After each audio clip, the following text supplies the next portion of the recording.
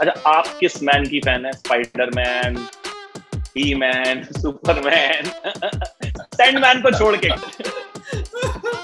तो पता उसका जवाब तो मुझे नहीं मिलेगा, लेकिन ये वाले मैन तो बता सकते मैं वो मैन की फैन हूँ। सारे मैन का कुछ ना कुछ है यार, बचपन में देखी थी फिल्में, काफी टाइम से देखी नहीं किसी मैन की फिल्में। वैसे तो जब तब्बू जैसी खूबसूरत अदाकारा सामने हो तो हम किसी फिल्म की बात करते हैं, या हो सकता है आजकल वेब सीरीज का बड़ा ट्रेंड है, लेकिन आज हम सिर्फ आपकी आवाज की बात करने वाले हैं। तो कैमरा ऑफ कर दूं? नहीं, वही तो कह रहा हूँ, वही एक क्या कह सकते हैं कि बड़ी अजीब सी चीज है कि मतलब इतनी खूबसूरत एक्ट्रेस की बात जो है वो सिर्फ आवाज को लेके हो रही है, और पहली बात आप लग बहुत खूबसूरत रही हैं। Thank you, thank you, thank you. मतलब मुझे तो लगता है स्क्रीन से ज्यादा आज मैंने आपकी इतनी सारी फिल्में देखी हैं, इतनी सारी, बट पहली बार ऐसा हुआ है कि I am interviewing you and it's a pleasure. Thank you, thank you, thank so you. Ma'am, how come Sandman? आपने पहले भी एक ऑडिबल के लिए इनका एक सीरीज जो है उसे अपनी आवाज दी है, बट जी, तो सैंडमैन जो, जी जी ऑडिबल के साथ एक रिलेशनशिप जी है मेरा, और मैंने उनसे कहा था कि थ्रिलर फैक्ट्री तो सिर्फ एक कहानी की थी, और भी कुछ मैं और ज्यादा और लंबी कहानी और ज्यादा देर तक एंगेज होना चाहती हूँ। तो फिर उनका जब ये प्रोजेक्ट शुरू हो रहा था, उन लोगों ने मुझे अप्रोच किया नरेटर के रोल के लिए, और मुझे लगा कि इससे अच्छा और इससे बड़ा मौका तो मतलब शायद पता नहीं कब मिले, और मैं बहुत खुश थी इस मौके के साथ, क्योंकि एक अलग मीडियम है एक्सप्लोर करने के लिए, अलग एंगेजमेंट होता है, आपको अलग तरह से सोचना पड़ता है, आपको सिर्फ अपनी आवाज का इस्तेमाल करना होता है, और उसमें हर वो चीज डालनी पड़ती है जो जरूरी है कहानी के लिए। तो मैं तो बड़ी एक्साइटेड थी।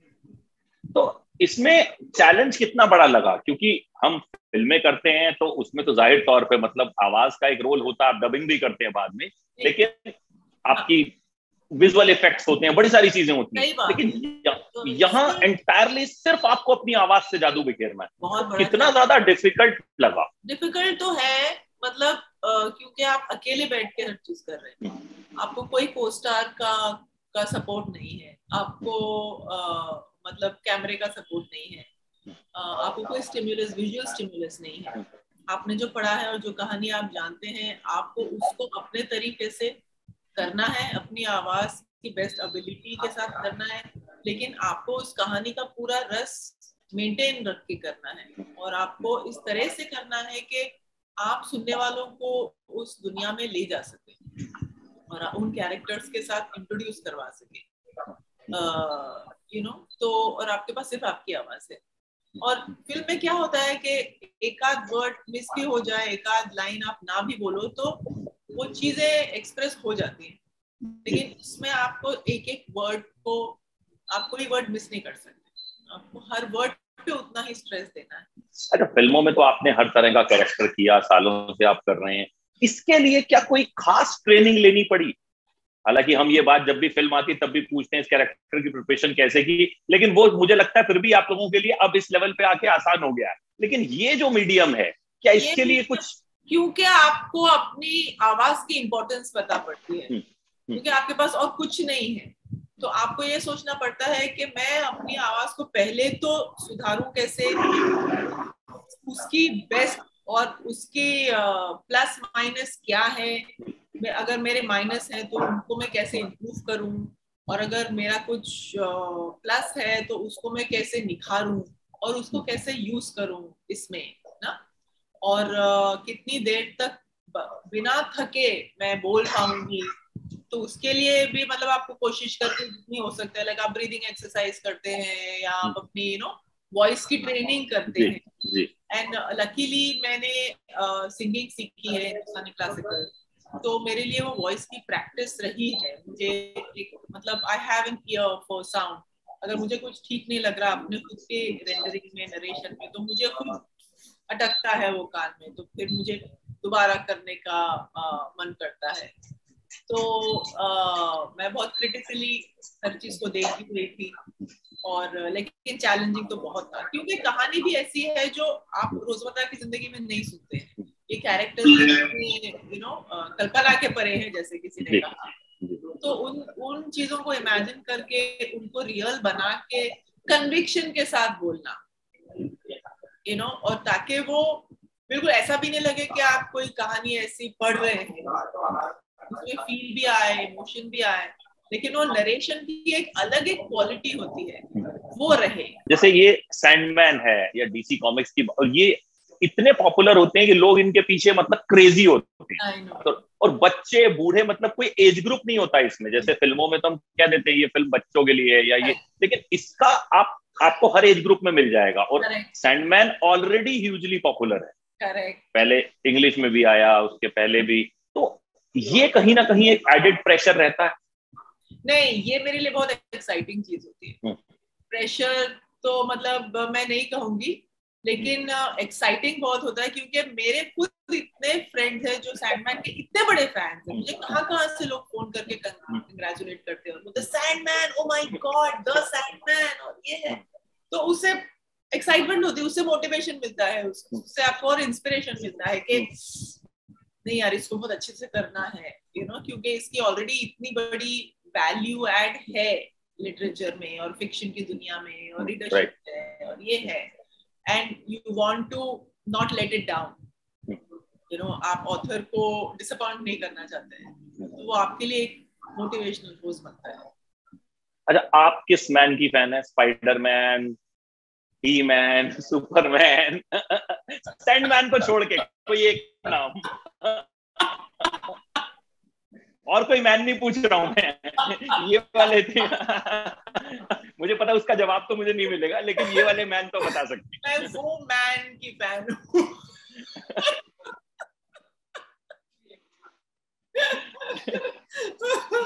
Oh God, ये सारे मैन का कुछ ना कुछ है यार। बचपन में देखी थी ये फिल्में, काफी टाइम से देखी नहीं किसी मैन की फिल्में।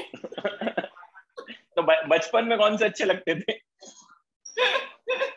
अभी हाल ही में तो स्पाइडरमैन, नहीं, मुझे सुपरमैन बहुत अच्छा लगता। हाँ, ठीक है, ओके। आपके दिमाग में सुपरमैन आया तो आपने कहा सुपरमैन ही बोल देते यार, अब छोड़ो इस सवाल को खत्म करो।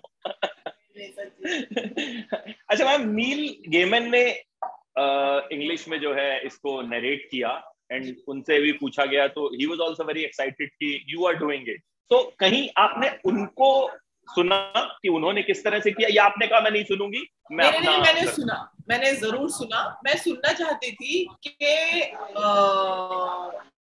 क्योंकि वो ऑथर हैं, ये उनकी इमेजिनेशन है, ये उनका प्रोडक्ट है, ये उनके अंदर से निकला है, तो अगर उन्होंने नरेट किया है तो किस तरह से किया है, मतलब क्या उनका पूरी फील कैसी थी उनके नरेशन की। तो एक बार मैंने सुना तो मुझे समझ में आ गया कि अच्छा ठीक है, उन्होंने ये अप्रोच लिया है नरेट करने के लिए, तो मेरे लिए आसान हो गया। बिकॉज नरेटर का एक तो क्या होता है कि because it's not a performance, तो उसके आपको नॉनसेंस का सहारा नहीं मिलता है। तो एक ही मतलब you have to do it not as a character who is going through his emotional ups and down. तो मुझे जरूरी था सुनना कि उन्होंने कैसा मतलब नरेटर का रोल उन्होंने कैसे अदा किया, तो मैं समझ जाऊं कि या। अच्छा, आपको जैसे कई एक्टर्स क्या कहते हैं कि हम नहीं सुनते हैं या हम नहीं देखते हैं रीमेक कर रहे हैं तो कि हम कहीं उससे इंस्पायर्ड ना हो जाएं या उसके जैसा कॉप, तो आपको इस तरह की चीज बिल्कुल नहीं लगती? नहीं, मैंने बहुत थोड़ा सा सुना, क्योंकि देखिए इंस्पायर तो आप कोई भी सिमिलैरिटी तो हो ही नहीं सकती थी, क्योंकि अंग्रेजी और हिंदी इतनी अलग है, बहुत अलग है, उनका सारा रस अलग है, रिदम अलग है। आप भाषा जब चेंज हो जाती है तो उसका सारा एक फॉर्म और सारी हर चीज चेंज हो जाती है, स्ट्रक्चर चेंज हो जाता है। तो मतलब there is no way that it had any similarity, but definitely उसकी फील में सुनना चाहेंगे कि उन लोगों नील ने किस फील से उसको डायरेक्ट किया। अच्छा, फैंटेसी और हॉरर की दुनिया में सैंडमैन जो है वो हमें ले जाता है। तो आपको लगता है कि इस तरह का जो जॉनर है वो इन दिनों खूब पॉपुलर हो रहा है? एक और भी आपकी फिल्म आ रही है। हाँ, आई थिंक लोग ऐसी दुनिया को देखना कभी कभी पसंद करते हैं जो उनकी दुनिया से बहुत परे हो, क्योंकि हम जानते नहीं उस दुनिया में क्या होता है, तो हमको नया लगता है, तो हम देख के उसे एंजॉय कर लेते हैं कभी कभी, यू नो। तो आई थिंक हाँ, लाइक यू सेड, लोग इस जॉनर को एंजॉय काफी कर रहे हैं, बिकॉज कुछ नया होता है ना। लाइक एंटरटेनमेंट में इतना हो चुका है, इतनी टाइप की फिल्में बनती है, तो जब कुछ अलग सा, अनरियल सा होता है या मिस्टीरियस होता है, तो आपकी अटेंशन को होल्ड कर लेता है। तो भूल भुलैया 2 करने के पीछे भी यही वजह रही? हाँ। अलग।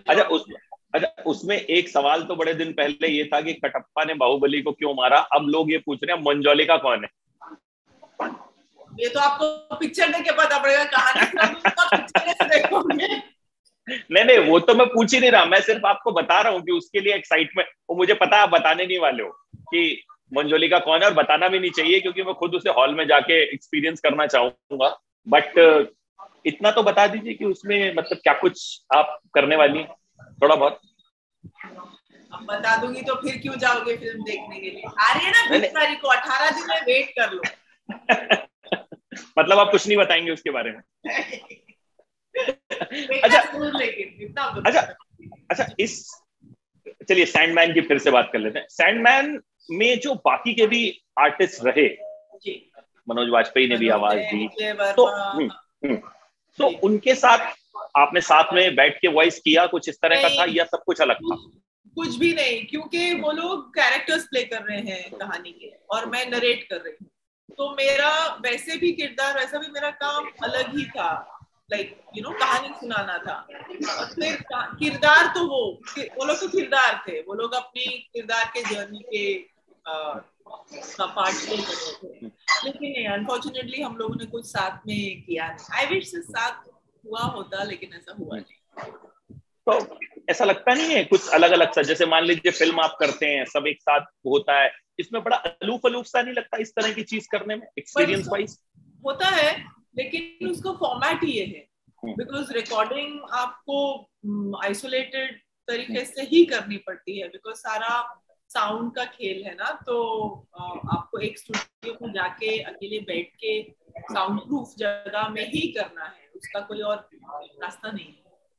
अच्छा, एक सवाल जो मैंने सोचा नहीं था कि मैं पूछूंगा, लेकिन जब आप सामने बैठे तो अब मुझे वो मतलब पूछने का बहुत मन भी कर रहा है, और बहुत से लोग जानना भी चाहेंगे, आपकी खूबसूरती का राज क्या है? मैं तो डर गई, आप जब ऐसा बिल्डअप किया ना, चलेगा अरे नहीं, ऐसे किसी सवाल का जवाब आप दोगे ही नहीं, और फिर मुझे मेरा इंटरव्यू भी मिलेगा ही नहीं। वो कहेंगे अच्छा ठीक है, हमने काट दिया उसको, बेटा तुम ज्यादा उड़ रहे थे ना, लो ये लो। अभी 5 ही मिनट दे रहे हैं। खूबसूरती का राज ये आपकी नजर में है, और क्या क्या मैं बोलूं? नहीं, स्टिल मतलब हाउ कुछ तो ब्यूटी टिप्स जो हैं आप दे ही सकती हैं। जो टिप्स, बाप रे, मुझे खुद नहीं मालूम कि क्या है ब्यूटी टिप्स। क्या बोलूं मैं? अच्छे से सोना जरूरी है, मैं इतना बोलूंगी। Sleep is the most important thing for your skin, that's all. अच्छा मैम, एक लास्ट क्वेश्चन जो मैं जरूर जानना चाहूंगा आपसे, इन दिनों जो एक फिल्म इंडस्ट्री में ट्रेंड चल रहा है कि अच्छा ठीक है ट्रेंड की बात ऑडिबल आपको भी और मुझे भी, दोनों को ठीक है, ओके, ऑडिबल का भी ट्रेंड चल रहा है अब। ऑडिबल भी जो है वो खूब पॉपुलर हो रहा है, आज उनके लिए मैंने टाइम निकाला है। ठीक है, वो वाली बात हम भूल भुलैया 2 वाले इंटरव्यू में करेंगे, और जरूर करेंगे। एंड आई होप आप दिल्ली आओगे और हम आमने सामने बैठ के। मैं दिल्ली में हूँ, यस मैं दिल्ली में हूँ, I am from ABP news, तो आपको बताया ही होगा, बट दिल्ली में आई विल वेट कि आप भूल भुलैया 2 के लिए जरूर आओ जब उसके इंटरव्यूज हो, and I want to meet you. Sure, I would love to meet you. I'll come. Thank you so much, ma'am. Hey, thank you. Lovely talking to you. Same here. Bye. Bye.